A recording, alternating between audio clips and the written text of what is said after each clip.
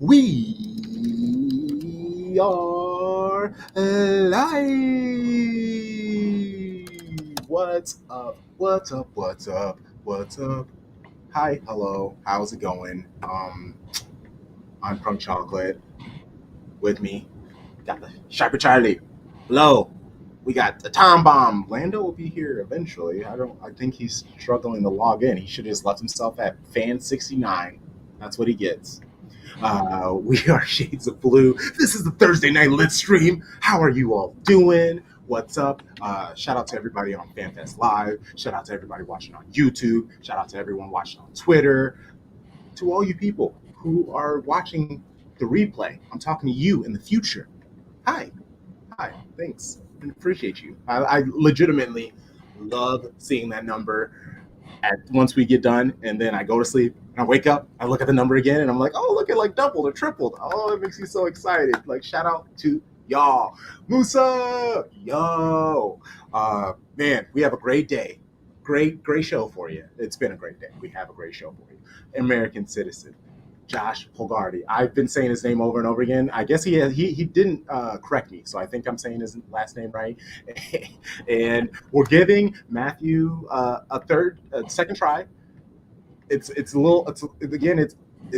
scary. Matthew's in the chat. Matthew's in the chat. He's in Let's the go! All right. Because he came on and I heard his voice for like 2 seconds, and then all of a sudden, like, the mic fell down again. So I was like, what's happening? What's going on? I don't know what it is, bro. Like, worst case, if you just got to use your cell phone, that's fine. You ain't got to use a laptop. Crossing everything for Matt. Crossing everything. Right. All the things. Oh, man, it's actually really warm in here. So I'm going to. That's that whiskey, boy. That's that whiskey. Ain't it, though? And this Carhartt beanie. Well, that too. We do have to do the little drink check. What's everybody sipping on this evening? I got me some Templeton Rye, baby. That's some Midwest Rye whiskey. I had Templeton before, actually. Yeah. What about you, Tom? So I actually have this cherry slush energy drink, and we're just gonna see what happens. Need that. I need some energy. I had a nap earlier, and so I'm just riding the vibes of just being rested, and I'm excited to see y'all, see some good people, talk some footy, have some fun, laugh, joke. I get it. I went to bed at 8:30 last night, like I was 9 years old. Just 2 days ago, I did that. I was just like over it.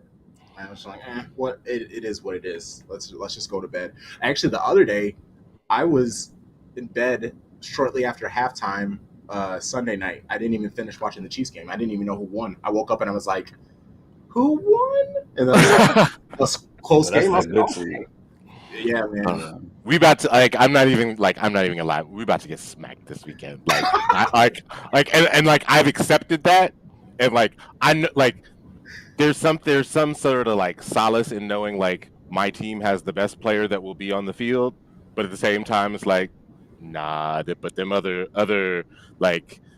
22 dudes, it's too much space in between me and the next dude on my team. So y'all will be fine. Y'all aren't going to get embarrassed. I think y'all might lose, right? I would definitely bet on the Ravens, but Mahomes is still Mahomes. Y'all are still going to be competitive. It's still going to make them sweat. The man only reaches AFC championships. It's crazy. Because I didn't think y'all would be Buffalo like that. So, anything's possible. What up, Tarek? What's going on, Tarek? Hey, what's up? I was trying to get rid of that fan 233. Hold on. Let me jump out and jump back in. Here's the trick, bro. You got to exit out of the tab, and when you click the link again from Twitter or from the DM, hit log in there, and then it'll work. Yeah. It didn't give me the option, but I'll do it again. Hold on. You hit home, log in. And if not, I'll just roll with it. If it don't work this time. Oh man, I didn't even notice that my shit was fucked I'll up. be back. My shit was messed up too, because it normally is saved. That's the funny thing. Normally it's fine on the computer. Yeah, threw me off. I was wow, that's what we doing. At this point, it's like I don't. It's too late. It is what it is. If people don't know who you are, fan 539 by now, I'm a little. I mean, guys, where have they been? Just in case. Just in case. I know. Also, I just want to toot my own home real quick. This let's fucking go. patch is beautiful. It's so pretty. Yes. I feel so official. While we're at it, who's the name on the back? Did you get a name? Manuel Akanji, of course. Okay, baby, let's go. I love Black that. Lives Finest out here. The one that always gets left out of all the team of the year stuff and yada yada. But somehow Ruben Diaz gets thrown in. when Manuel Akanji was obviously the better player last season. But it's okay. I'm a ride with that. I'm a ride with that. Other people disagree. I understand. I'm riding with Manuel Akanji on the cover of Men's Health multiple times. No, sorry, not good enough. But my 25, and in the spirit of Fernandinho, he lives on forever. So I love that. I love that. Yeah, love my guy. Let's get it. You know where we're starting, baby. You know where. Oh, of course. Yeah, but Kevin De Bruyne is still at Man City. Erling Haaland will play here too.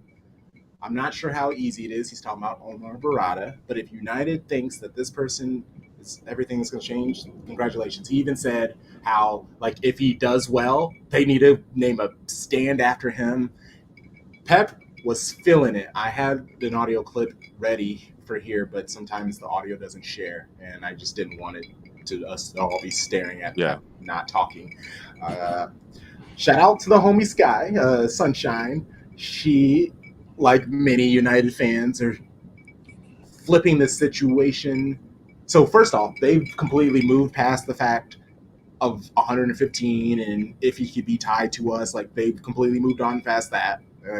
So now they're just on the fact that Pep is shook because our fourth in line moved across town.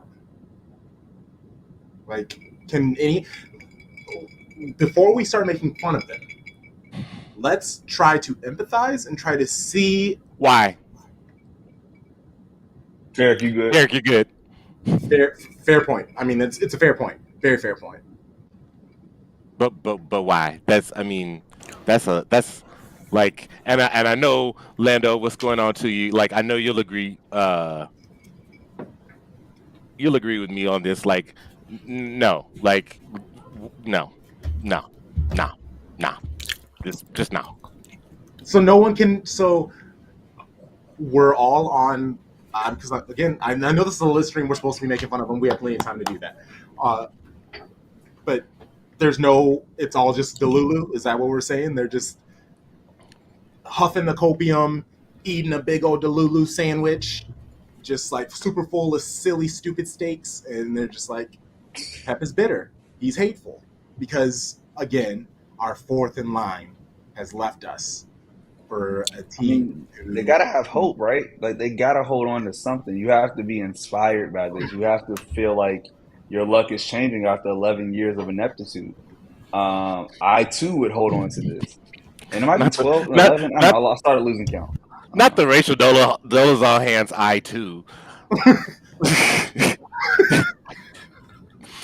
They don't have one of these. They don't. It's been a while. Like, you know, they don't know what real trophies feel like.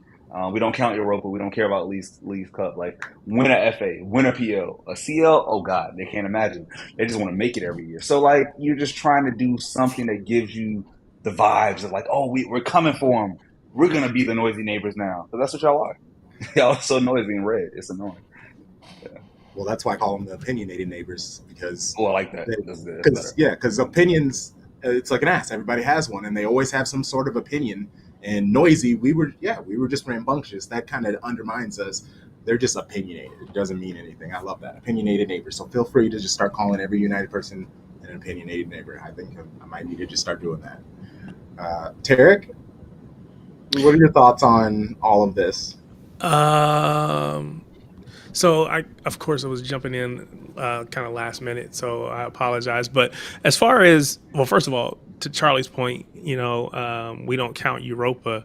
The people over in Liverpool obviously do, because they swear up and down that this supposed quadruple that they're going to win this year is going to be better than our treble that we did win. He went there. But you know, that's good. But I'll leave that for now because we're talking about United.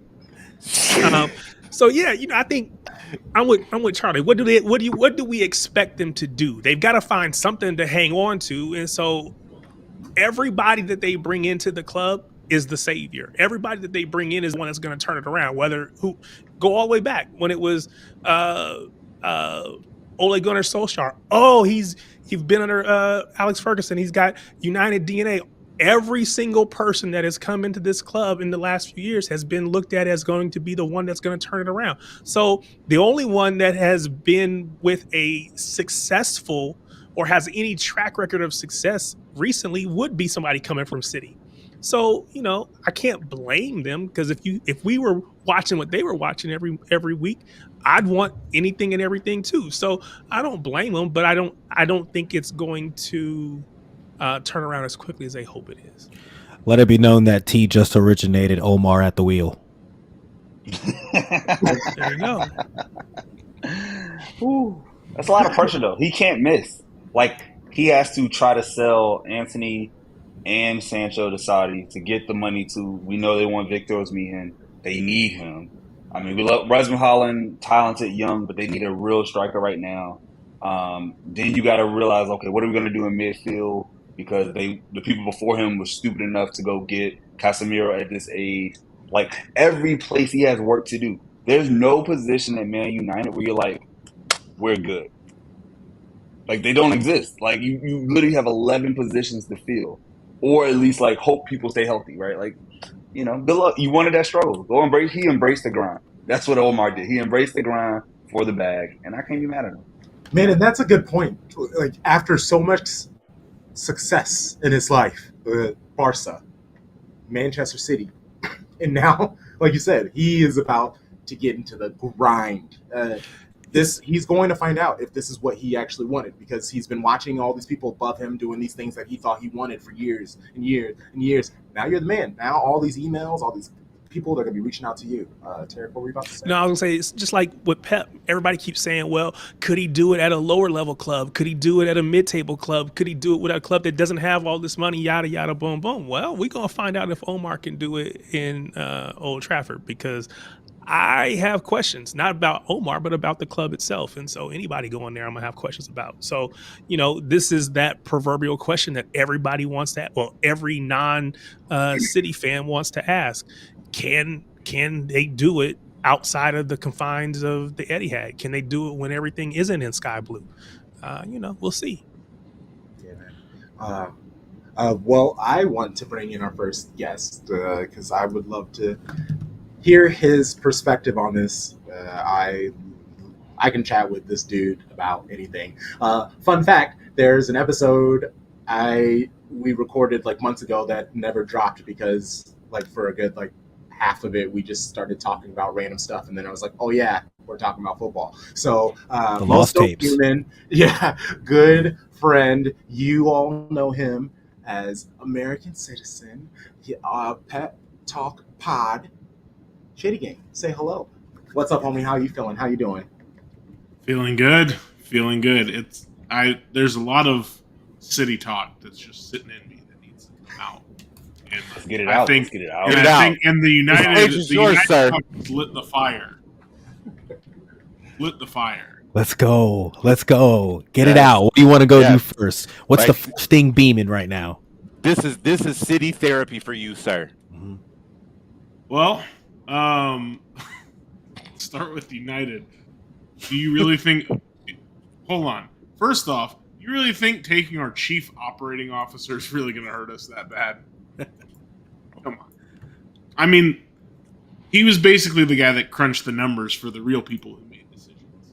So, and the one thing I will say is I am worried that Jim Ratcliffe will at least do a competent job, which the bar is pretty low, right? It's in hell. It's hard to do worse than the Glazers. Like, I'm pretty sure with all of the money United as a club make just because they're United, like, you have to actively try to be as bad as the Glazers have been. Mm-hmm. And so I do worry that even if they're halfway competently run, that they'll, actually start, winning top four on a consistent basis. At some point, you almost feel like they have to even just fall into a good decision every now and then. And it's like, how lucky can we be for them to continue to be inept?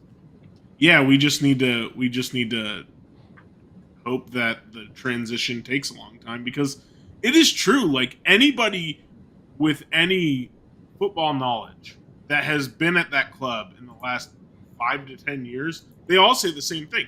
Mourinho, as much as he's a curmudgeon, said like this club's rotten from the inside out.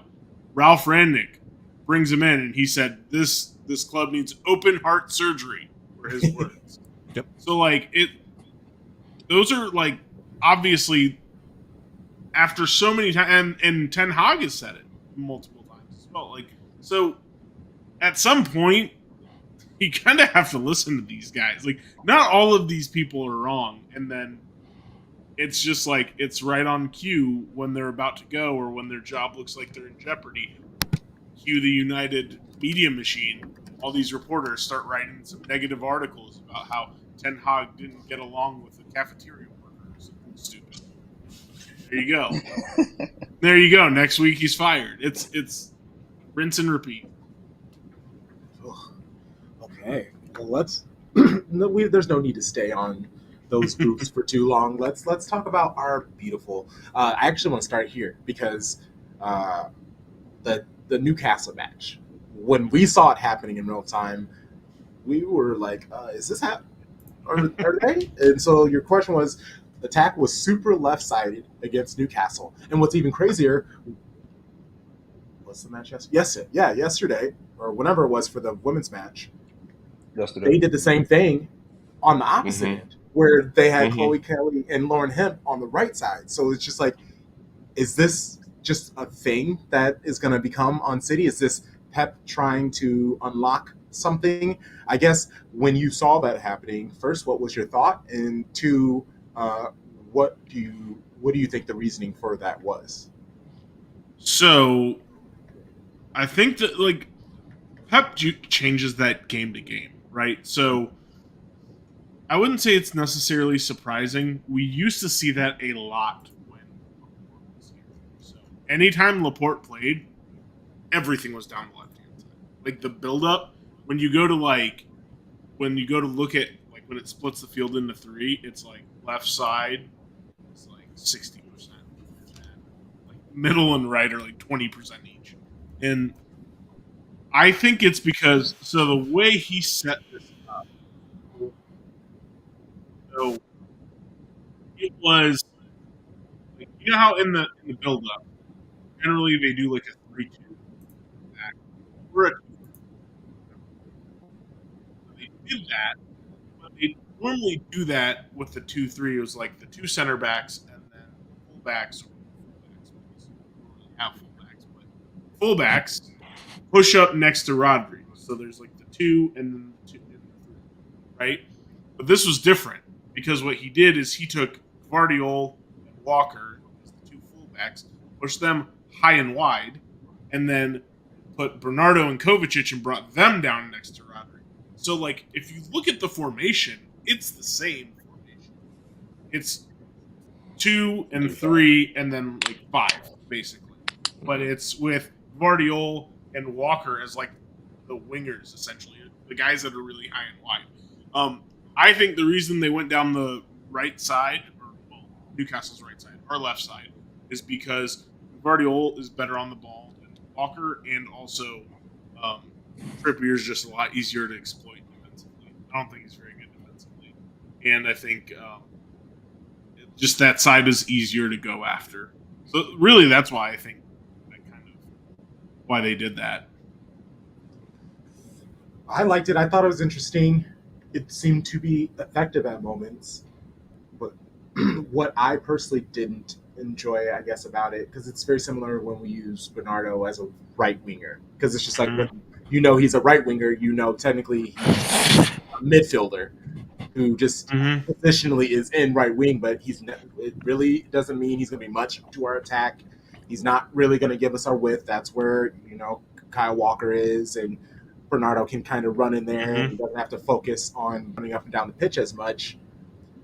Obviously, we win, and it goes well, but I'm not the biggest fan of Bernardo in the right wing. I guess, did anybody else, when they saw this like super left-sided attack against Newcastle, his question was, is it a feature or is it a bug? Like, do you think this is something that could be successful?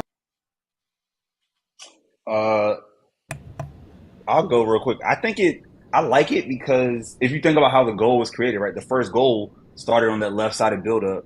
Daku plays the diagonal, which is what we always do, right? We want to like suck you in, play the diagonal, and now Kyle Walker had the space, made a great assist, and Bernardo with the one of the best finishes you can have, right? Like, so that's the idea. I think overall, would it be nice to have a classic Mahrez winger where you just know that person is the one who's directing everything? I think so, but as far as us trying to break down compact boxes, like you need as much width as possible. So if you can give it with Walker and Vardiol, now you have your midfielders. Now you put Bernardo in his natural position or in his natural space, I think. But he's just a freak, man. Like I like him wherever he is. Like we've seen him go off in the Champions League on the right wing. Like as Camavinga, what Bernardo can do to you as a winger if you're not on your game, right? Mm-hmm. So it is a feature. Of course, we want 33, 33, 33, but we know that's really impossible. So some matches it will be that 60 on the left or that 58 on the right, especially when Kevin comes back, right? I can imagine those numbers are going to go up on the right side because of what he does with crosses. So I like the fluidity we have, right? I think it's a great feature.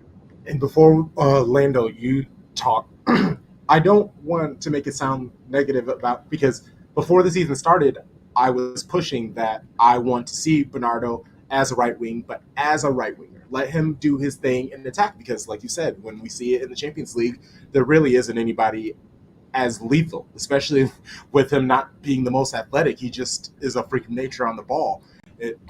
His problem is he's just so talented at everything. Pep is like, why have you attack when you can do all these other 90 things and we can find a way to score, because we do have players whose strengths more rely on the attacking part. So you just don't rely on him, which is fantastic, because then we get him to score the goals like he does that comes out of nowhere. We're just like, oh, he can do this. Yeah, I mean, look, the effectiveness that we want in the right wing comes with the speed, the pace, and yes, while Bernardo has the versatility, Bernardo doesn't have that speed, pace, and essential threat going down a wing, going at someone. He's crafty, but I don't think he's nutmegging Alphonso Davies. He's not speeding by him and beating him to the byline and tapping it in or crossing it in for a tap in. So Bernardo, while he's great, we know his limits. The City desire, I think Charlie kind of put it great, and is that we're missing that Mahrez, that essential veteran winger that we know if we skip it out to him one good time, that first touch is going to be fabulous and we have ourselves a great moment incoming. I don't know if we're ever going to get a solution to that. I've let go of these types of, I'd say, problems, good problems or fights, when I've yet to have the left back solution solved.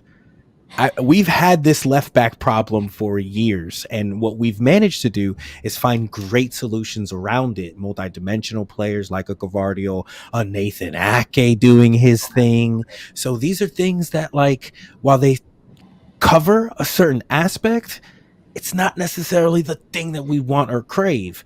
This is where I like to say I'm a pervert for Purvis. Purvis Estupiñán is the absolute god tier level left back for me. And I would love to have him on this team. But we move. We're winning. You know? Let Bernardo play right wing if we need it. You should have kept that number. You should have kept yourself fan 69. That line would have was perfect. That's real pervert for perfect. Bro, I know he had an off year. He's coming back from injury. It's not necessarily the best time to be on that bandwagon, but I will admit I've always had a thing for how he plays that position. I just think he's class, and I'd love to have him. Okay, really good. I actually want too little. He's too little. Yeah, I want to move to one more. The next subject, Kimmich transfers. Everybody is so excited about Kimmich, and I get why, and I get the understanding. But after having the right back that we've had in right back for so long, the idea of us going from Walker to Kimmich legitimately makes my skin crawl. Like, it's just, and he's a smart man. He knows where to be. Like, his lack of athleticism really shouldn't be a problem.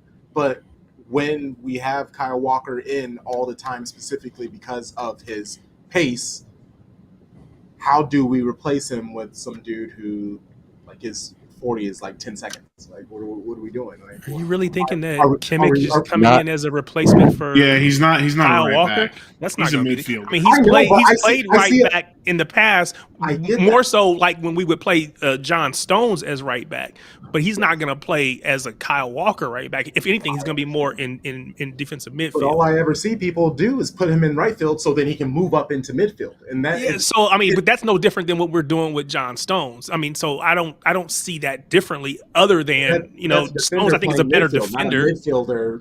He's a midfielder. I mean, Bayern. Kimmich is a midfielder. Yeah, Kimmich is a midfielder. Yeah. So I guess my thing is, if you're talking about the lineup, let me stop.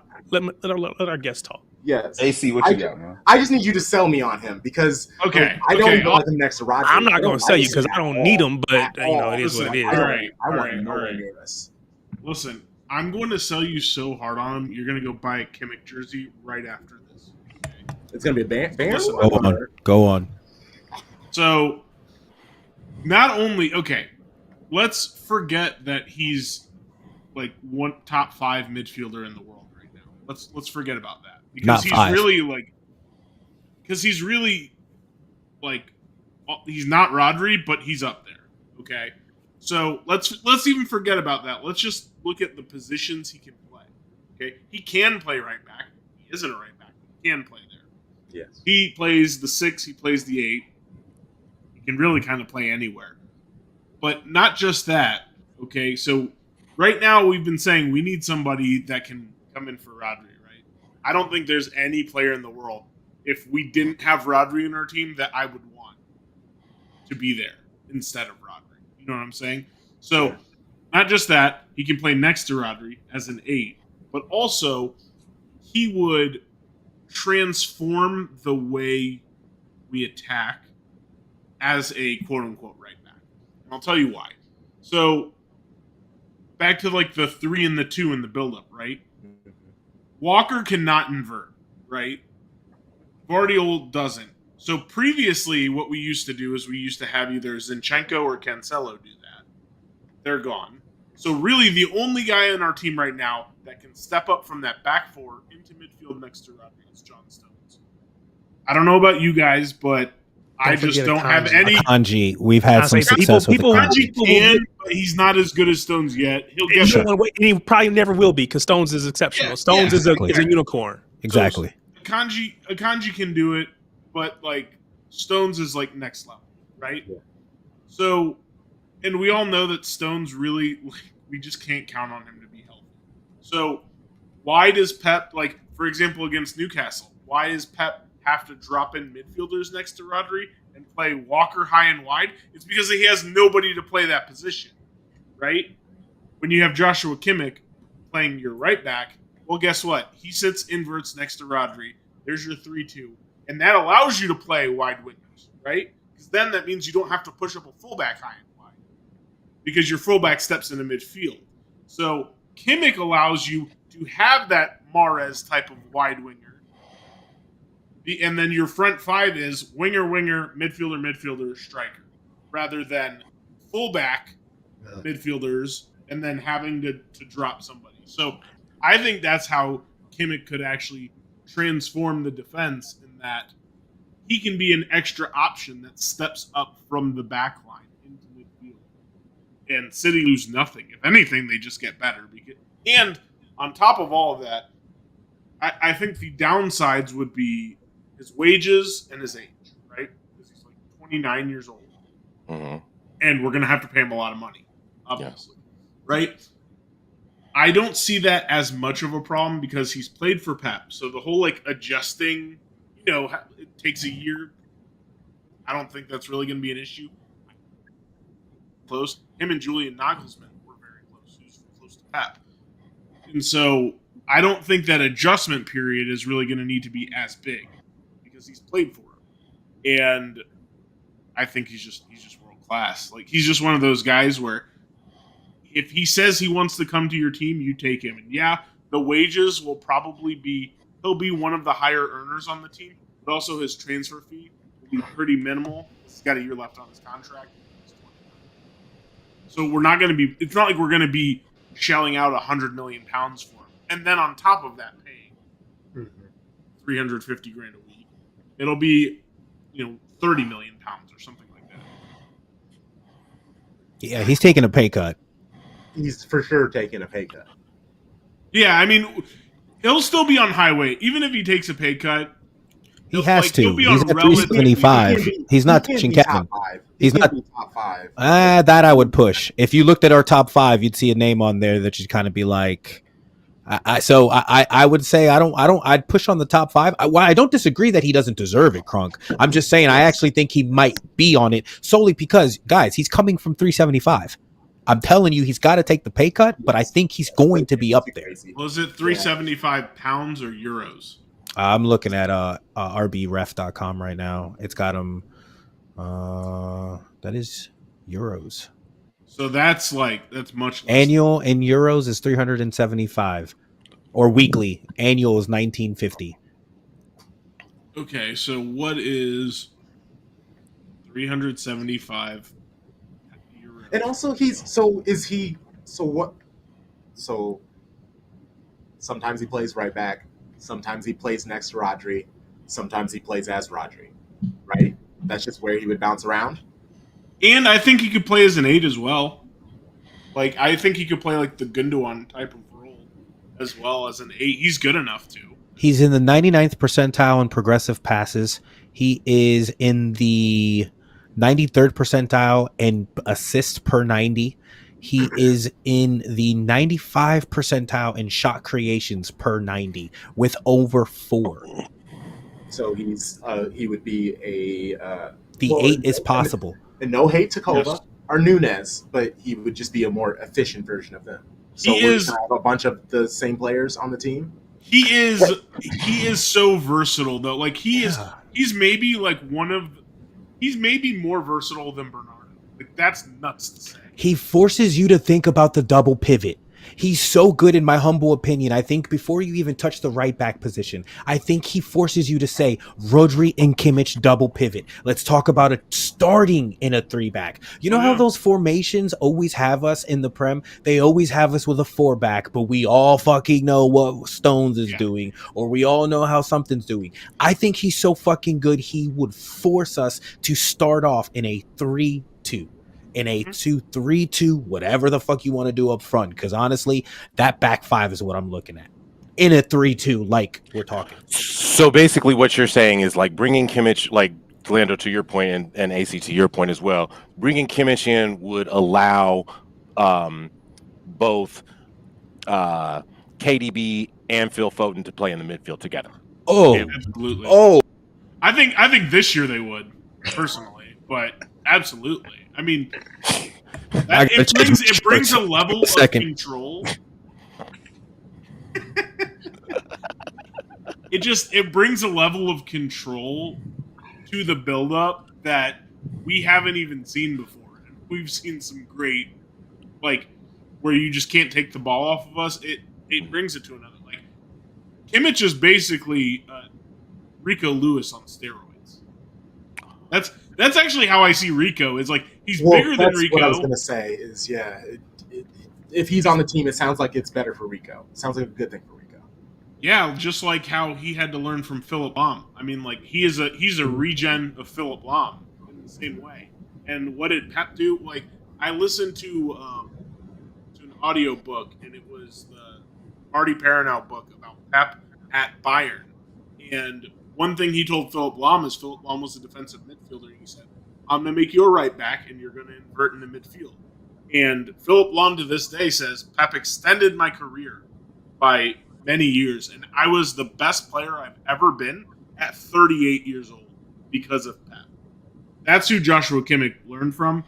And I think Rico Lewis is a very similar type of player. He's smaller than Kimmich, but very similar. All right. Well, I think mission accomplished, AC.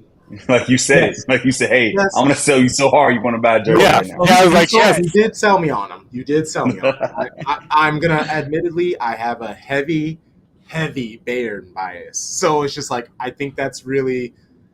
I'm just gonna have to unwire it. Like I'm not saying he's not a great player. I'm not saying I don't. There's just so much. And okay, I'll tell you one last thing. He's got a leadership, he's their captain. I'm pretty sure. Like he's got the leadership mentality. He's been at Bayern for so long, and the mentality of Bayern players, just we're gonna do our business and we're gonna win, and that's what they do, right? He's won a World Cup. He's won Champions Leagues. I'm pretty sure he was on that World Cup team, but he's definitely won Champions Leagues. He comes in and brings a level of professionalism that you don't have to worry about, where you might have to worry about it with other players. Yes. You mean with the captain? Oh gosh. And that is our time. Thank you, sir. Please plug yourself and how people can find you and the things that you do. So you can find me on Twitter at Citizen America. You can also find our podcast there, The Pep Talk.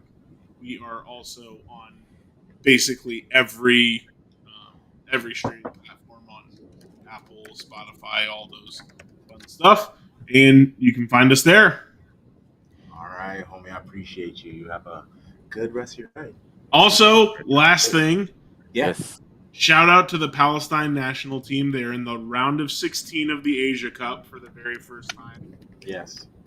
Those are my people. I don't know if you guys know, but I'm originally Palestinian. Yes. So Yes. Those are my people. All we have to do is beat Qatar, and there's a decent chance we get to the semifinals. Let's do it. Let's do it. Palestine, baby. Well, we're gonna have to have you on for one of our breaking breads in the next couple of weeks, so I'll be in touch. Do it. All right. See ya. Okay. Man, love that dude. So great. Yeah. That's dope. Man, see, and then Jake, he's with me, man. We see it. And I think that's just what it is. Everybody is so high on him. I'm just this is so you're not buying the hype is so good that you're not buying too good. Yes. There's not even one person being this doesn't make any sense. I am the only person being this makes no sense. I really don't see anybody be agreeing with you. Everyone's just bring him. I don't want him. I don't want him.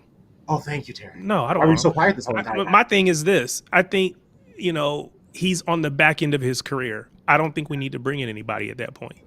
I think we need to go get young, talented midfielders that we can continue to build for the future with. I see him in many ways as potentially being our version of a Casemiro, who maybe has one good year and then the fall off happens really strong. So I think while I think he's very talented, I think he has had a great career. But do I want him at this point in life? No. Stay over where you are or whatever. I mean, again, if we can get him cheap, maybe just to kind of be a backfill. But I'm not advocating for him at all. Wait, whoa. Kimmich is only 28. We know that, right? He turns 29. He may be 28, but I mean, again, I don't think that he may only be 28. Fair. That's the same age as Rodri. They're both in there. Right, prime. but I'm just saying, we bought Rodri how many years ago? When we brought Rodri in, it was 5, 6, 7 years ago, right? So my thing is, let's go find a younger version of a Kimmich. Let's use our scouts to go find somebody on the up, as opposed to trying to go buy someone that's already been there, done that. And I just don't know. I mean, again, I could be wrong, but that's just my opinion. If I change the scope quickly, let's change the perspective. Take away my hype and excitement. Let's take away the hype and excitement from possibly starting to being a true Rodri backup. Would you be open to it then? No. I mean, for the amount of money, it depends. I mean, I'm not opposed to bringing him in. I mean, again, I think he is a skilled player who would offer a lot for some space of time. I just don't know how long that space of time would be. So if we just said, hey, for the next 2 years, we're going to bring him in and it's not going to break the bank, whatever. Okay, cool. I'm not against it. But I would have rather us kept Gundogan than to bring him in. You know what I'm saying? Yes. Dear, yes. Okay, well, our next guest, we're welcoming on the enemy, the one team that sits above us in the league at the moment. I want to find out, like Tom Bomb said, his thoughts on this quadruple talk. He is a recommendation that we got from the most dope homie Brad Baker. So he already has tons of goodwill, even though he is good reference. Good reference. That's a good reference. Yes. So shout out Shady Gang. Welcome on, Josh Polgardi. How's it going, homie? Am I saying your last name right, by the way? Yeah, man. Whatever you want. That's a no. Gardi. You do you. It's fine. No, it's just This man has heard it all. He said, whatever, just go. Yeah, right. It's one of those things, man. I got a buddy who insists on being called Michael, and I called him Mike at first, and it's like, dude, just go with whatever people call you. It's cool. Like, it's all good. You know, like, who am I? I'm not like the Prince of Wales or something. Like, you guys don't need to, you know. But it's your name. That's what I tell people. But it's your name, though. So anyway, I appreciate it. So quadruple. If you win 4 trophies in a season, are you calling it a quadruple? Would you call it a quadruple? If you guys won the 4 trophies that you won? No, absolutely. No, if it City is won a the same quadruple. 4 trophies. It is a quadruple. It is not the quadruple. I mean, at the end of the day, it's a quadruple because you're gonna. We're way too early in this thing. But if you win 4, it's a quadruple. But again, without having that UCL in it, it don't really matter. I was actually gonna flip. I was gonna acknowledge that if he can't use the word quadruple because there's Liverpool. I can use the quadruple. My whole thing is if City wins a 4th Premier League in a row, I plan on calling it a quadruple. It literally makes Sharpie's skin crawl. But I'm gonna mute the account. It's okay. I'm just gonna mute the account. I'm gonna mute it. It's fine. I can block you and mute you. It's fine. No worries. The podcast he's in, the show he's in, that's hilarious. Just mute the word. Just mute the word. Just mute quadruple. No, because I want to see other people use it correctly. For other people, like, just don't see you use it. Let's go back to Josh. I'm sorry, Josh. This is deep-seated things. Trophies, Josh. Y'all winning some? No, this is why you guys are awesome. I mean, because this is where all the interesting stuff for us. You know, I don't think any of us are going to end up on the field at any point. You know, so like this is where we find the fun is in these debates, and it's just the nitty gritty of like who gets to claim the pride in this situation, and who's going to undermine that with their BS, and you know, it's like But by the way, it'd be easy for me to think I jumped into the wrong foxhole here. I mean, look at this. This is unbelievable. We got a bunch of blue floating around here, and I'm just over here, and I got my Liverpool badge going, very but it's harsh color red. Oh, I know. So how are you feeling about the season, though? Because you guys are doing pretty solid. I hate to admit it, but you are going through it well. Even though you're in the shame of Europa League, you're handling it very well. I will say that. You're doing great. So how are you feeling about this season? Sorry, I always throw shade in there. Jake actually got at me the last time we did a thing together where he was just like, guess you asked him some very rude worded questions. And I'm trying to get better. But I just like being rude. It's honestly very fun. So I'm sorry, Josh. How is the season going? Look, you got to make fun of your mates. That's how they know you like you. That's true. So look, it's solid. I think with 20 years as a Liverpool fan, it's like there's this looming sense of doom. Like it's just like, even though the momentum's positive, like you can just smell all the other momentum coming from the other. Like City, like KDB just came back, and you're like, oh man, all right, that hurts. Game in hand, KDB's back, and Haaland's been out since December, and you're like, all right, okay, and you guys are still scoring more goals than we are, and it's like, oh shoot, if Haaland comes back, like, and now we're playing math games where you're projecting all these variables into the future, and you're going, I don't know. You know, so there's always a looming sense of doom for me. You know, on more than one occasion, as you guys know better than anybody, Liverpool has been ahead of you much deeper into the season than this, and you skipped right past us because we really know how to choke in those last couple weeks. So I'm cautiously optimistic, but I'm not going to get my hopes up because not enough water in my body for all those tears. Josh, I have a question for you, man. I've respected the rivalry with Liverpool. I do feel like Crunk is noted very well often when we kind of like to make fun of the opposite Manchester side on how it's not a rivalry. Modern day shows that we're slapping the shit out of them. They're nothing.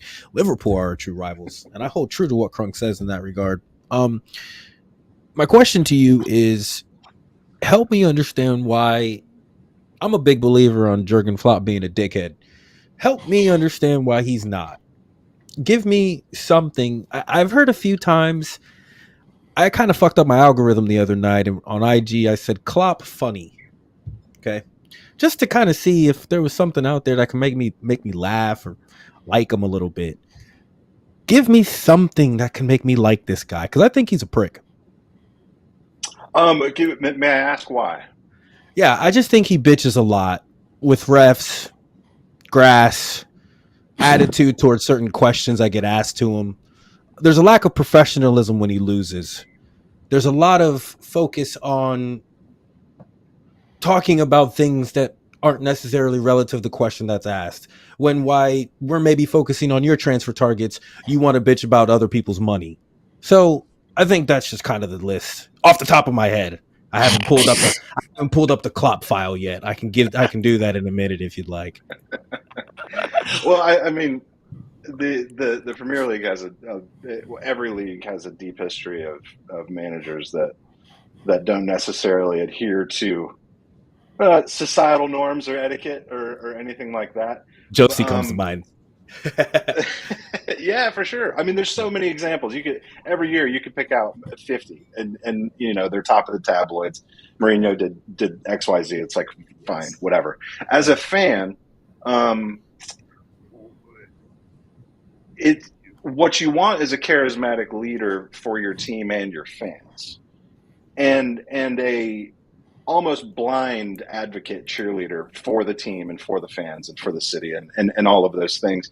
But like, you can't see that until he breaks the rules. So for example, after that game, close game with Everton, he runs out on the field and hugs our goalie, whose name I'm blanking right now because I'm on freaking camera, which is ridiculous. Awesome. Yeah. That's a great moment. Thank you. Yeah. And so on the one hand, horrible breach of etiquette. Like, I would have never done it because I have a crippling need to be liked. You know what I mean? But he's got this. He's got this charisma, this big smile that goes, he knows better than anybody. He's not supposed to go do that, and he did it anyways. And so you file that under dickhead. I file it under. If Pep did it, I'd get it. Like. So that's one side of that. On the other side of it, things get vibrant in context, and I'm not going to philosophize here, but if you have a daisy in a sea of roses, that daisy stands out, right? Yeah. In Klopp's defense, he is miles and miles the most interesting, charismatic, and friendly German on the planet. So in the context of Germans, you look at him and he's gregarious, he's outgoing, he's chatty, he's hugging his players. Like, I've never been hugged by a dickhead before, Orlando. Have you? Like, you can redeem the man by how much you secretly want him to hug you too. That's a great average. Yeah, and I actually now just think of him in the meme where his face is shocked, but it's the tiger too. I would cuddle up with that. I mean, that is a cute little, Let me ask you this, man. This is a fair. I've never actually had a Liverpool talk about this dynamic. This is such a great player for you. I think any of us here would agree. He's got great quality, specifically a quality that when he's at a corner, he's showing his ass crack. Trent Alexander-Arnold, help me understand why this guy is so great, but there's a complex player that I think is not necessarily being given the right role. Have you had an issue with Klopp and how he kind of goes about playing TAA? Yeah, you see them flirting with the possibilities there. It's like you look up and TAA, he's floated into the midfield, like and not out wide. He's out hanging out in the middle with the holding. He's attacking, and you're like, did they say he could do that? Like, how? Like, that's not what I would. You allowed? Yeah. Yeah, so it's like the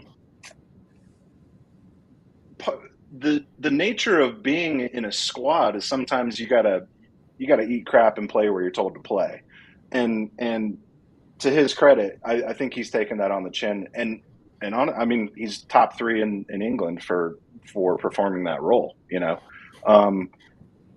debatably, but to a certain extent, if you come up young, which we got him young, and his strength is in that position, and there's a gap in that position, you play in that position, and if you kick ass in that position, you might find yourself stuck there. So I don't know. I don't know if we're maximizing him. I don't know if we're getting the best out of him. I don't know if we have a better replacement.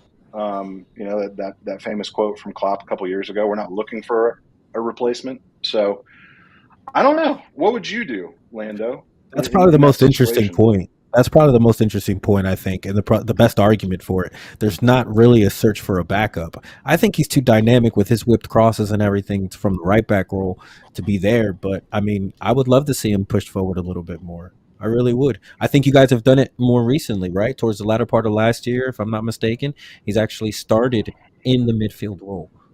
So I don't know if that was based on injury or whatever, but the fact that I simply know that this is going to be a dogfight. Klopp is going to somehow figure it out. You guys are looking pretty prime. I mean, we're having a conversation. I mean, look, as much as I don't like the fucker, I'm looking up at him right now. So that's at the end of the day the reality. We know what's coming. So I don't know.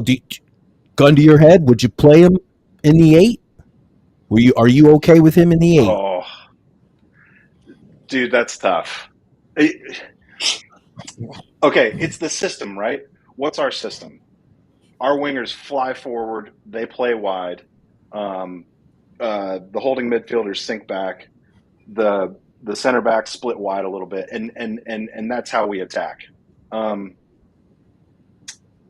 With that in mind, Trent he's not even top 100 defenders in the country probably, but in that system, he works best in that position because he can flirt with some of his better attributes, which are crossing, attacking, distributing, finding those crazy passes that he knocks out and that just don't make sense physically. Like how did he do that? I think he gets to have the best of both worlds in this system.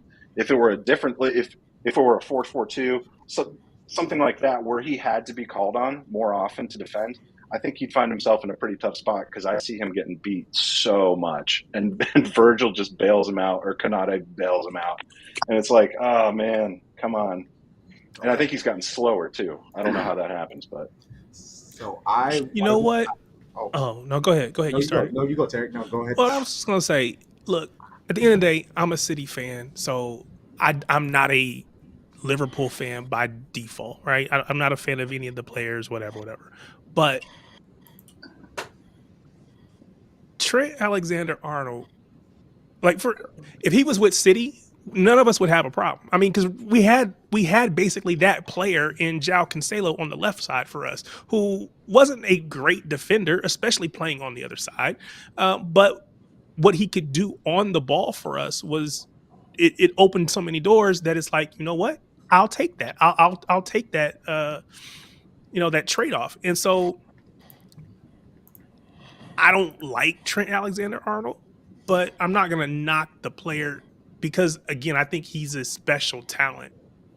What he can do offensively going forward and what he's able to, create for his team. So, I'm not a fan of Klopp either. We brought him up earlier. But if he was our manager, we wouldn't complain about him because, again, some of the things that he's doing are things that other clubs would say about Pep when he's, getting into Sterling at the end of a game or whatever, right? It's like, oh, he's all for show or whatever. I don't believe that. But that's what other fans are going to say. So from my perspective, you take the good with the bad. And I think if I'm a Liverpool fan, I would think that the good outweighs the bad heavily, in my opinion. And so I would be willing to just live and die with it personally. Yeah, I mean, you can endlessly speculate as to who would perfectly fill that position in that system, and we do often, but dance with the one you came with. You have Trent, you have Klopp, yeah, we finished 5th last year, which isn't great, but it's in the greater scheme of things, do we take it? I think I still take it. I just want to go in real quick and say that like my biggest credit to Liverpool is that they're the only rival we have. They're the only people that give us really good games every single year. Like, forget the and games, just like even everybody gets nervous when it's Liverpool. Huh? I said not just games, but the entire season. We know that they're going to be in it. To the brink. Yeah, and then I think the cool thing is that their teams are full. Like, and styles make fights. Oh, so it's just, I don't know. I think it's a great thing to have a counterpart who is going to push you, because I don't think we are as great without Liverpool coming, like always being there. You got to like stay ahead of your rivals. And so, do I want them to win ever? No. I always root for draws. But more times than not, that fucking second half comeback comes and I'm pissed off at Anfield. So the game is a game. So shout out to, we're going to get you out of here on his, because Liverpool, you have a couple of games in the next few days. Norwich City, you should win. Potentially, you should win against Chelsea too, but we never know the team that we're going to get. So, shout out to Jake. He put in the link a will of names, and it is specifically a Klopp excuses. So, we are going to find out right now the next excuse Klopp will use. Oh my God.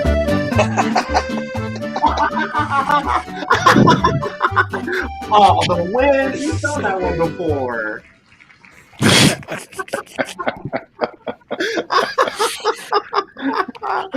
Oh, that's so great. Oh, man. They're going to do the double this year, and I'm going to be pissed.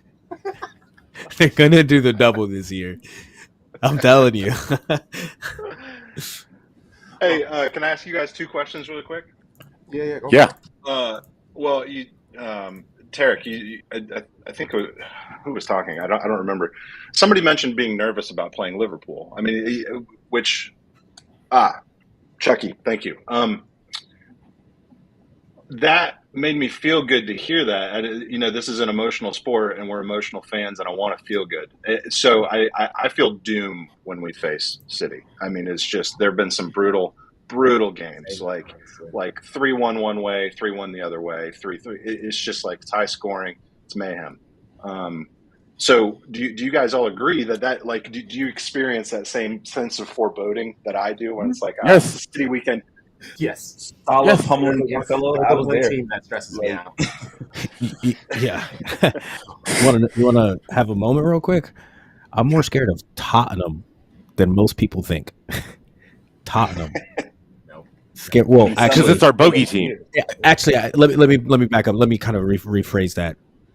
In past years, when Tottenham wasn't that good, I was scared of fucking Tottenham. Okay, now that they're like the hot trend, everyone's kind of scared of them. Yeah, no, get on that train. Been scared of them.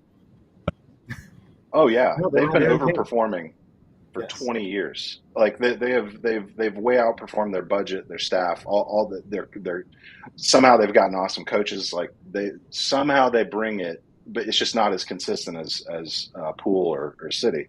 So it's always kind of like, oh shoot, how's this going to go? But yeah, I agree with that. I don't know, something about insider trading over there at Tottenham though. I don't know. Old ass man committing insider trading is crazy. Wealthy people are so greedy. How are you that old still trying to get more money? Like you ain't here. It wasn't even for him. It was for his people. It was for his people. He was looking out for the game. I mean, everybody eats. Everybody eats. Hustling is a lifestyle. You don't retire from that. Hustle till we die. Till we 6 feet under. The man said we're getting correct. Well, Josh, if you want, he had another question. He had two. Oh yeah, there was two. Oh right, thank you for reminding me. All right, for a couple years now, Pep. All right, I need some insights on Pep.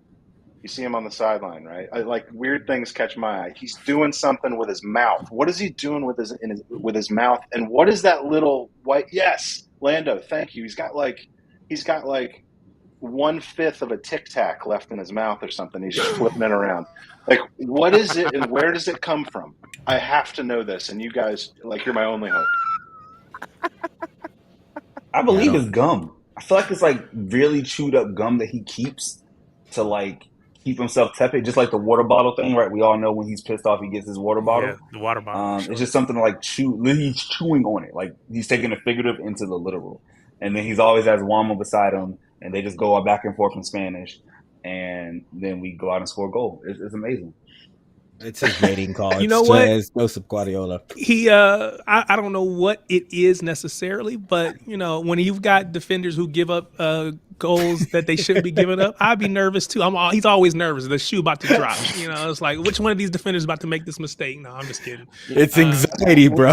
He's just like nervous, man. When your captain tackles your goalkeeper, like, and puts like put a hole in his leg. Put a hole in his leg, and then proceeded to pass the ball directly to the opposing fucking team, in which it had to get your roll on, dog.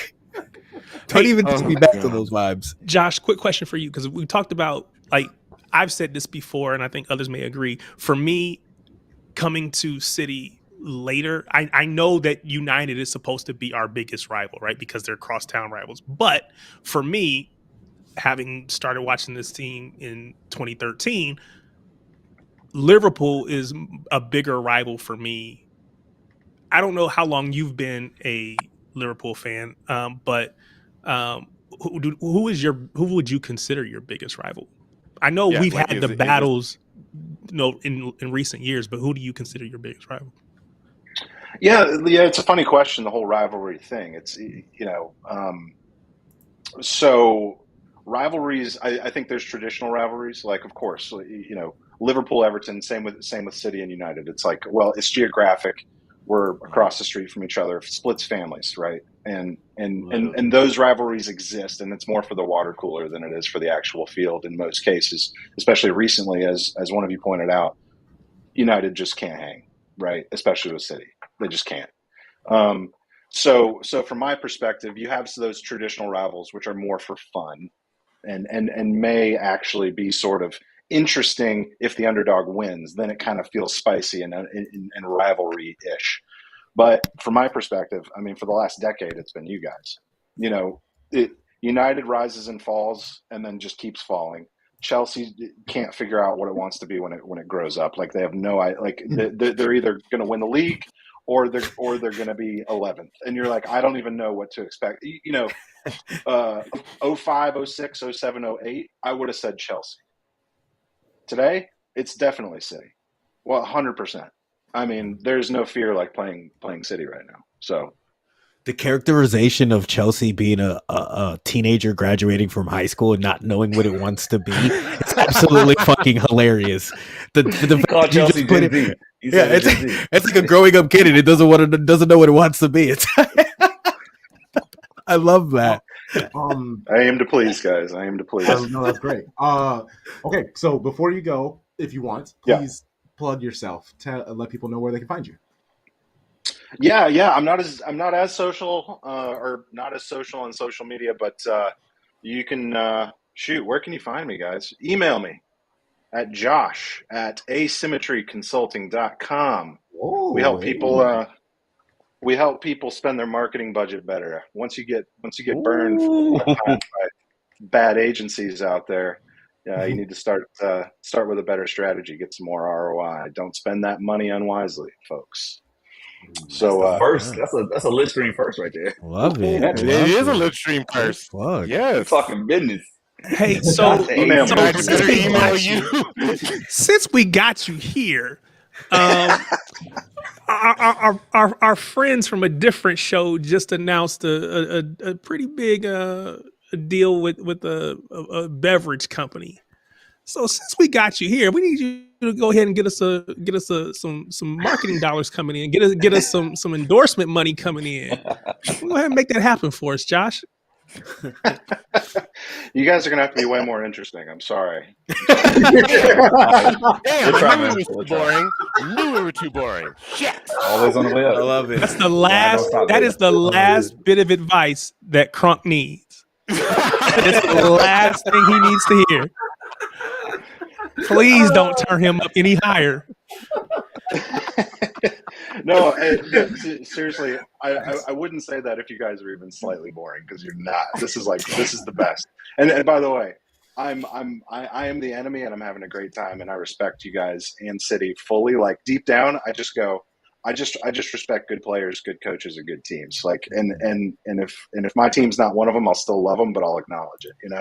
So yeah, if you have a question on it, give me a call or shoot me an email. You got my email. But the thing is, just occupy that mind space and keep going.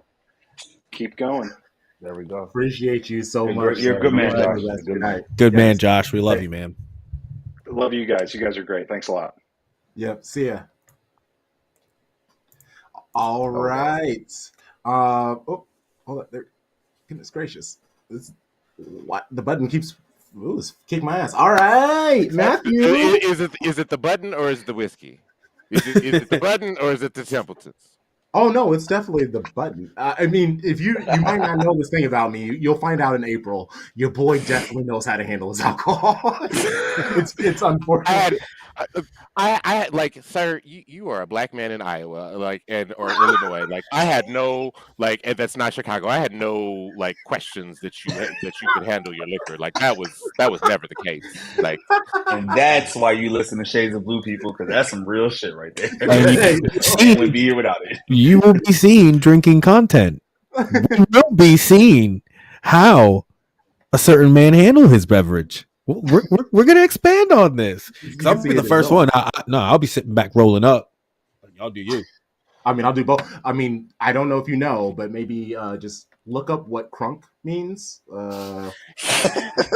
This Crunk Chocolate just said, or we could do both. Meet in the middle, dance all night. That is literally what he just said. Get Matthew in here. Let's go, man. Hey, no, we clearing out. Matthew, you talk all you want to do. Nobody else talk. This is Matthew's time. He owns it. He earned it. Get it. Earned it. First, let's confirm that you can hear me. You can actually hear me. Yes, let's go. All right. Dope. That's a win for the day. And whatever else happens, I'm straight. Because just getting on was I got new equipment, man. I'm like Tank from the Matrix. I got 3 monitors in case something walks. It's good. It's good. We ready. Look like I'm driving a mech in here, but it's all good, baby. Tank from the Matrix. I know. I love it. I love it so much. So please let us know a little bit more about yourself, about how you became a fan of LA Galaxy, and your supporters group that you do. Thanks, man. Thank you. And yeah, shout out to you guys, man. I've been following your content for a minute. Love the lit streams. Love the watch alongs you guys do. I don't always catch them, but I try to, and it's real enjoyable. Love to see you guys out here doing your thing. I've been a soccer fan. I've been into soccer since I was a kid. From LA, grew up, born and raised, and out here, it's kind of like the stereotype they always say, like soccer's so big here that's that was the thing to do at recess. We came out and played soccer. So it was always kind of ever present, even though I didn't grow up with it in my household, but, there's a large Latino community here, as you can imagine, as you know. And so you're always kind of immersed in it. So yeah, then we had the World Cup, 94 World Cup. I was about, I don't know, age myself, and I was about 10 when that came around. Of course, that took an already kind of nascent love for the sport. It just exploded. The final was in Pasadena, and that. A couple years later, the Galaxy comes out, MLS comes out, and they signed Kobe Jones, right? Who's, for me, as a national team fan at the time, there were 2 black players back then. There was Kobe Jones and there was Ernie Stewart. And so, of course, he was a hero of mine. So I instantly became a Galaxy fan. I wasn't always going to, games back then. But, I was kind of instantly keyed in just because of that. And then, fast forward to, 05, 06, I started coming to games more regularly in that. And then, yeah, I got season tickets in 2010, and it just kind of clicked. I feel like that time in the early 2000s, I came back into the fold as a fan, not just in and it's funny because I was talking to another guy who's out here, Matt from Eat, Pray, Ball, and we were talking about the early 2000s when the Premier League and all the European leagues got really big in the U.S., mostly because of access, right?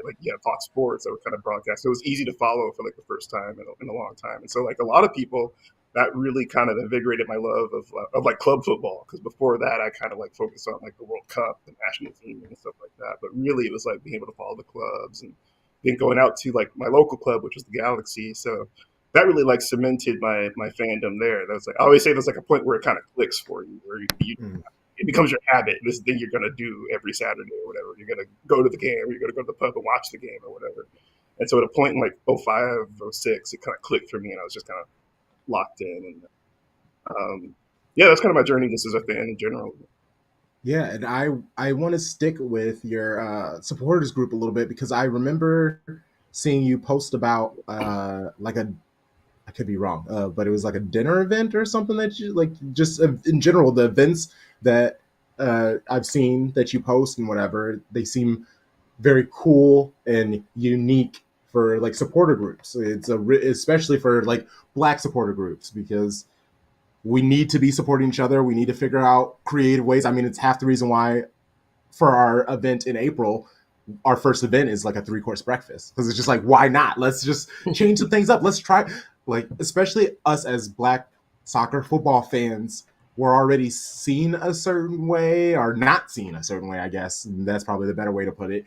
And we need to be able to show our variety, our multifacetedness, just the fact that we're culture motherfuckers. So like, as I saw the food and the trip for you, I was just like, oh, this man, we could easily be really good friends when it comes to good food. So please talk about that event and in general plans for 2024 with your supporters group. Yeah, thanks. And yeah, so I started like a couple of years ago. So we've had this. The Galaxy have kind of fallen on hard times. You know, we're legendary. You know, historically been like this great American club. Of course, we haven't been doing too well. But like last year, the president got ousted. There was this big fan boycott. So it was this really interesting thing where all the supporters groups got together, and kind of the rank and file fans got together and really supported like getting the president out. And he actually left. Like when everyone started it, no one expected that to be successful, right?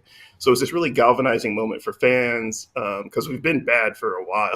So it's like you could kind of see, you know, victory on the horizon, you know, and it's still a lot to do. But in my mind, like what I've been thinking of for a while was like, and you kind of know how it is. Anytime you kind of start something like this, like I kind of thought of like, well, how can I bring Black fans together? Like, you know, and it came from like a real legitimate desire just to meet other Black Galaxy fans, you know, and connect with them. And I was like, well, maybe I'll do like watch parties, and I'll kind of like create a presence online, place for people to meet up and just talk Galaxy and just to network with fans. And the more I kind of delved into that, people were like, oh man, where do you guys sit? Where are you guys in the stadium? And for me, it was kind of going to be mostly just kind of like you said, like doing viewing parties, events, partnering with like some of the like Black-owned restaurants, Black-owned businesses that are like, you know, around the stadium, in and around the stadium, and that it really just kind of creating places where Black folks can go. Like the Galaxy have a really cool supporters culture, where you can come to a lot of the pub, like bars and like restaurants around here, and that, and you know, they support the Galaxy. So I was like, well, can we have that in like Black communities? Really, you know, entrench that in more of some of the Black neighborhoods around LA and bring folks in. And that's kind of how it started, really. And so we've partnered with like a Ghanaian restaurant that's over in Inglewood, is like a very Black kind of part of LA. Probably heard about it in a couple of rap songs, maybe. I'm just saying, Inglewood, always up to no good. Yeah, absolutely, right. So my own neighborhood is where I grew up, where I spent part of my childhood, and that was kind of part of it. Is just like really organically saying like, well, can we do some of these viewing parties in maybe some of these communities that we don't always think about, right? Because I think obviously the Latino community is kind of the golden egg, I guess, as far as like when you think about, okay, who we really want to grab. But so for me, I'm just trying to advocate and say, well, you know, there's another community that's also really into soccer here. And there's an opportunity to grow that. How do you invest in that? So yeah, we partnered with My Father's Barbecue, which is like a barbecue place that's really close to the stadium. They actually do some events inside the stadium as well. So it's really been that. It's like, well, what does that look like? What does it really look like to engage with Black folks and bring them into the soccer community? Because it may be different, right? Like to your point, it may be a different way of organizing, a different way of bringing it together. So trying to unlock that, you know, and then for the long run, if we can bring that into the stadium, you know, that's all the better. Yeah, and I love that. And just like Jake said, more Black SGs. Let's go! Shout out to the Black Fires. And Black Fires, Black Herons. Yeah. The Black Diamonds in New Mexico.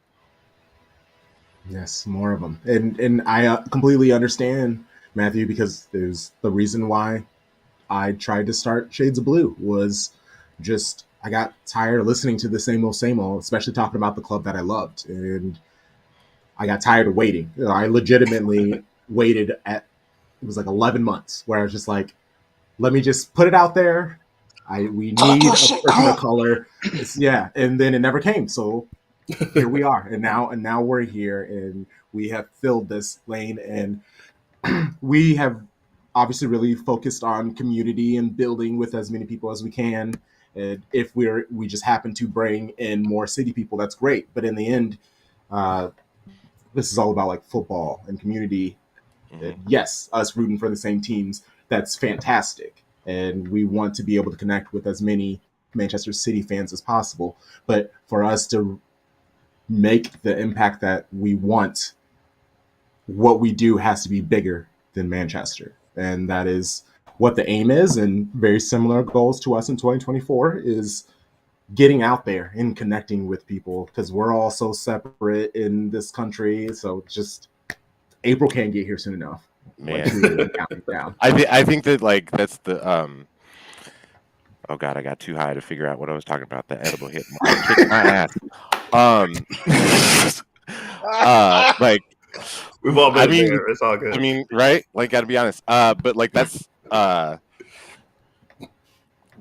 I think the highest compliment that we get from like fans of opposing teams is that like I don't even like City like that, but I always listen to y'all. Like y'all are dope as fuck. Like you know what I mean? Like that's like to me there is no higher praise than that. Yeah, truly. No, that's facts. You guys have actually made me like City. Not that I had anything against City per se. You know, I do support Chelsea. They don't necessarily have a thing with City, except that we suck now and City's good. So that's a reason to hate y'all, obviously. But no, you guys have made me appreciate City more, honestly, just because of the vibe you bring. Like I said, it's cool to tune in. It's funny because I don't follow the Premier League as much as I used to. I follow it more just because of you guys, honestly. So it's real for sure. Yeah. Question for you. On the pitch, because you mentioned how Galaxy were at the top of the league. They were the top team in the pyramid as far as looking at who's good, who's not.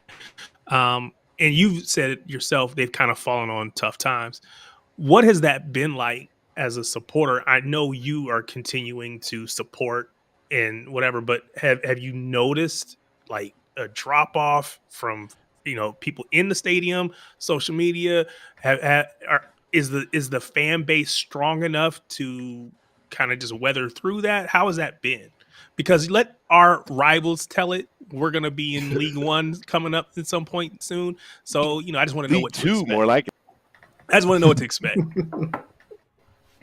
No, that's a really good question. And like, I think the toughest thing is, and you'll relate to this as City fans, right? Because it's like, I see you guys a lot, and you guys are just like reveling in it. Like you don't hold back at all. Like just being good. Like it's so good when your team is good, right? And you can just talk all the smack that you want with impunity, because like no one's like if you look at the horizon, there's a couple teams that are there, but that's probably the toughest thing is like we were that team, like we were that squad. You could just talk smack. You could wear your jersey everywhere. You didn't have to worry about it. And that we'll still kind of hang our hat on the 5 stars, So until someone gets a little too close to that, but no, it's an interesting point because I think like the fan base, I think everyone takes that to heart, like the idea that we're one of the OG clubs, one of the oldest clubs, or one of the most decorated clubs. And I think the fans kind of take that to heart too. So the fans want to be the best fans. They want to have the best community. And the community is really amazing, like the podcasts. A lot of guys do like apparel, like their own branded apparel and stuff like that. We have like a pop-up shop that they do occasionally where different like fan groups and just people that are just fans that do their own, like create their own kind of stuff, do that. And it's funny because I think as bad as the team has been, the fans have kind of stepped up and really shown, like, because it's about identity, right? It's about culture. And it's like, well, we hung our hats on that for a long time. Like, oh, we're the best. We're the original. We're the Galaxy. We have the stars. But when you don't have that, like, what are you about, right? So if you're not winning, what's your identity? And I think the fans have really kind of stepped up and really shown, like, no, this is our identity. Like, even if we're not good, we still, and it's not just like the apparel and all that stuff, like they help each other out, they help the community get back to the community and stuff. And that's really what inspired me, is like looking across the spectrum. I'm really proud that we have, like you said, Black Fires, we have, Footy Mob, we have Black Herons, we have these really cool Black supporters groups. And it's like, well, I want us to be trailblazers. Like, I want us to be the best at everything. I want us to have the best facilities. I want us to have the best team, obviously. I want us to have the best supporters with the best atmosphere and all that stuff. So it's kind of born out of that. And it's like, well, we should have a Black group too. Like, we want to be trailblazers. We want to be out there. So it's interesting you asked that, because I think as hard as it's been for fans, it's given fans an opportunity. Like 2 or 3 podcasts have come out since like we've been bad, interestingly. And I think part of that is like people kind of want to talk about it. It's weird. There's almost more to talk about when we're bad than when we're good in a way. So it's been kind of interesting to watch that. So it's a good question, because I think like fans have really stepped up and filled that void of like just not, and help us commiserate and not be like, just kind of really fall into that depression of not being good. Matthew, DT was right here in the chat. It was going exactly where I wanted this to go. I'm from a big city myself in New York, and obviously things get split up when you're in a larger market. There's always going to be that second franchise that's come in. How does that feel for you to be obviously the first, and to see your territory get caved in? They even tried to get Will Ferrell's ass in there to do a little bit of some spokesmanship and like him a little bit more. How did all that make you feel, and what's the current situation with the rivalry right now with LAFC? Question. It's interesting. I don't have as much like venomous hatred of them as a lot of Galaxy fans do. Having said that, of course, there's no love lost there at all. And you have to understand, and it's funny because it's similar to like the City and a United paradigm to an extent, right? That's what I was thinking. And so it's funny because like I think the way to summarize it, and I was just talking about this with someone else, is like we had our first like derby match where like Zlatan made his debut for us in that. Yes. Going into that match, I can tell you exactly like how I was thinking, because like we had like Giovanni Dos Santos and Jonas Dos Santos. Neither of them had worked out. They were both kind of, our JPs were out. I was already in my mind making up the excuses I was going to say. Like when the banter started coming, I was like, all right, I'm already starting to make the narrative of, I'm like, hey, we didn't have our DPs, this and this and that. So I'm already making excuses, right? And so imagine the narrative going in is like they were undefeated in the first part of the season. They're tearing everybody up. They're winning like 3-4 to nothing and stuff. So I'm just waiting. We're gonna get it pushed in. That's kind of what I'm expecting. I'm on the bus up to the game. I'm sweating. I'm all nervous. Their fans are outnumbering us on the bus. So I'm stressed out, man. I'm like, this is gonna be bad. I'm like, we're gonna be outnumbered in our own stadium, and we're gonna get it pushed in. This is gonna be a nightmare, right? And then and so all that's happening. That's kind of the background. We go down 1-0, 2-0, 3-0, right? And then we have Zlatan getting up. And so again, the narrative coming into this match is like, LAFC, look at them. They got these new young players from South America. They got Carlos Vela, who's in his prime. They're not like these old school Galaxy. Yeah, they had Beckham. They had these old retirees. They get these old guys from Europe. These guys are new and exciting. And then who do we bring up? Like ancient Zlatan, who hasn't played anywhere in a year, and his knee is faulty, and we haven't seen this dude play, and we don't know what to expect, right?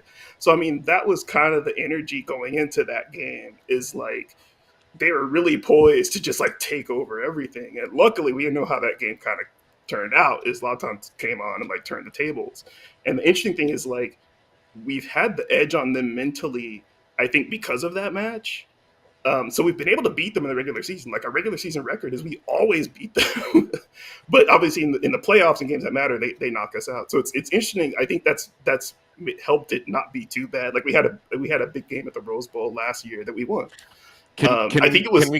Can we get all El Traficos at the Rose Bowl? Because I think that's awesome. I think like just we'll like even just okay, because even just watching it on TV, like just the atmosphere just is electric. Like, and like especially like in a like.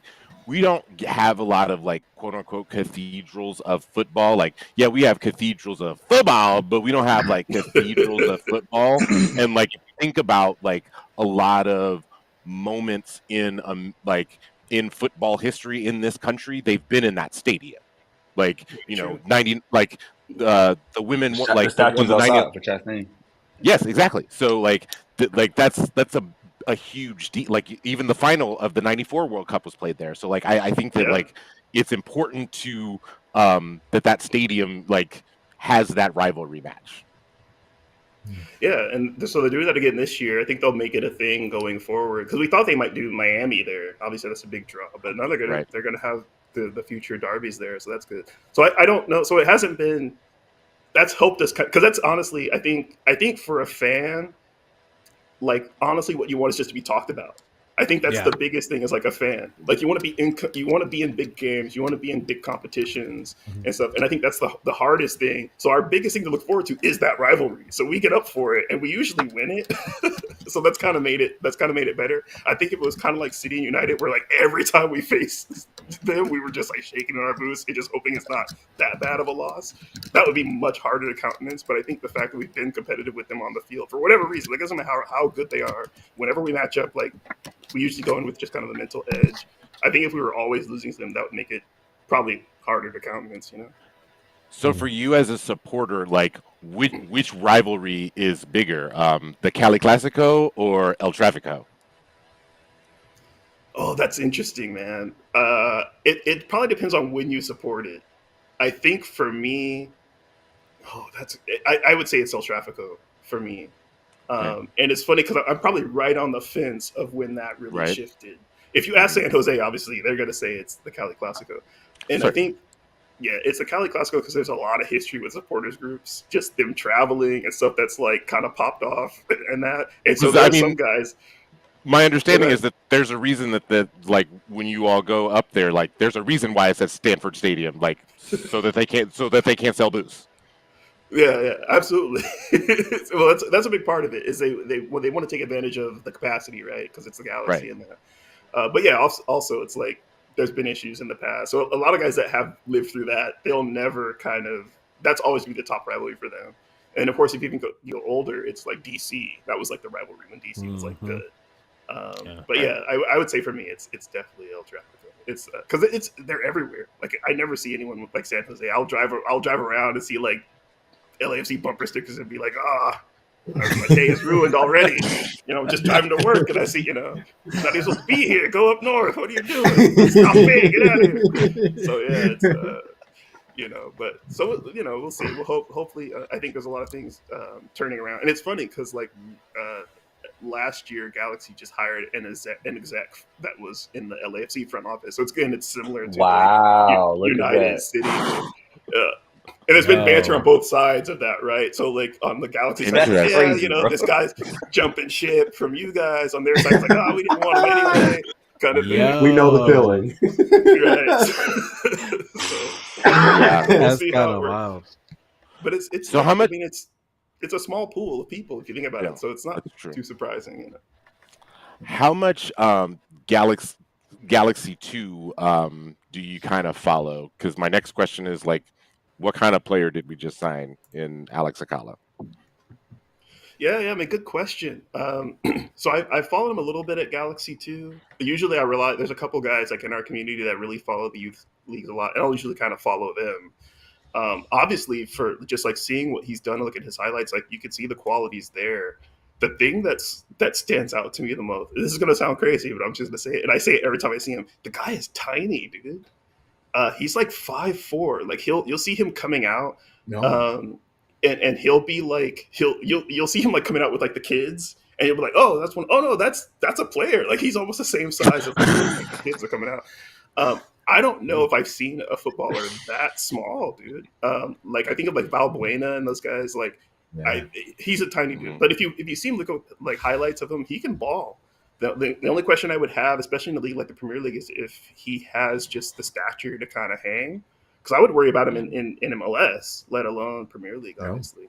But no, if you see like I forgot what there was a game that went like a video that went viral, and I can't remember. It was like a Premier League youth team that were playing in a tournament in, and he was just like nutmegging dudes left and right. So the technique, the vision, the IQ is all there. The only thing I would worry about, and it hasn't stopped him so far, to to my credit, but he's a small dude. I don't know.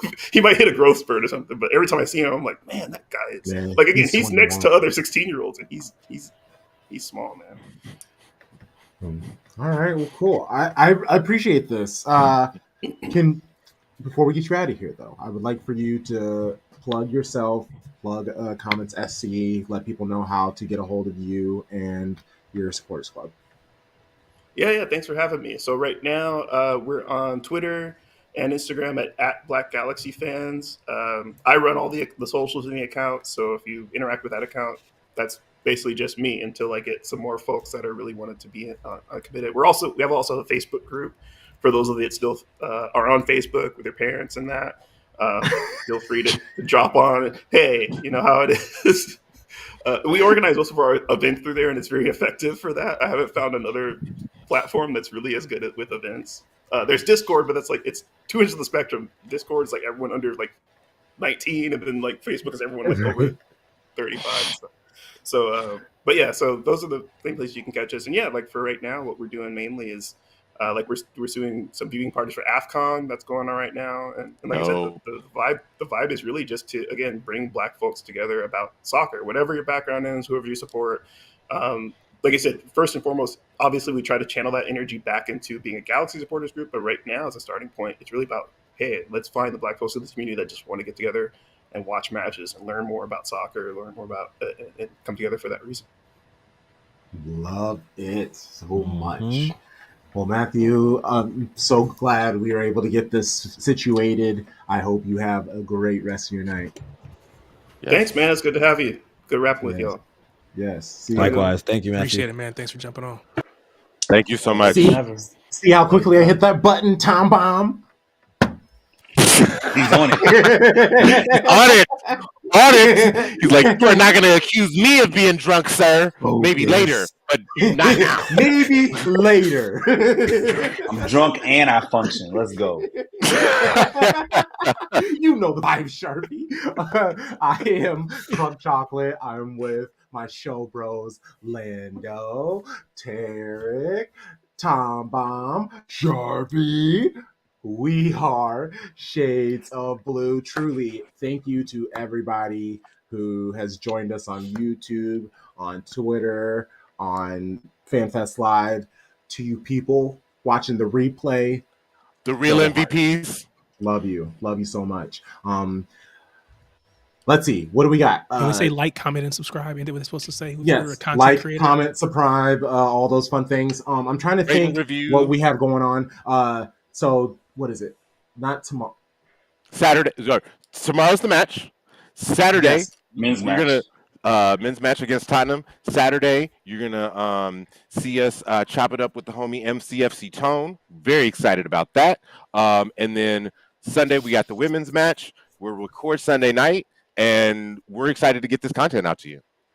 Hey. Woo, Tom in his bag right now. Right? Tom is going crazy. I appreciate that. He 2 goals, 1 assist. Fire. I did my weekly calendar the other day, so that's all.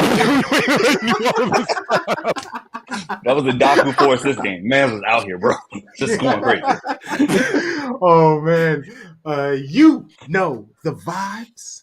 Shady gang, shady gang, shady gang. Get you a badge.